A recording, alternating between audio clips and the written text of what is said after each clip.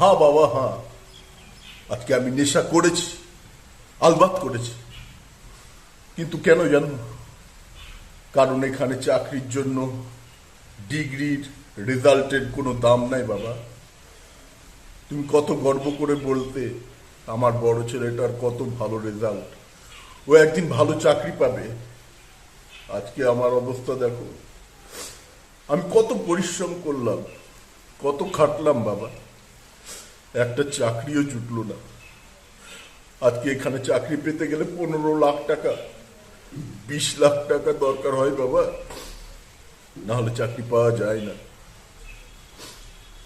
তুমি ভুলে যেও তোমার বড় ছেলেকে। আমি আর এখানে থাকবো না বাবা, আমি বাইরে চলে যাব। বাইরে গিয়ে খুব পরিশ্রম করব। আমার মতো আর আমার ভাইয়ের জীবনটা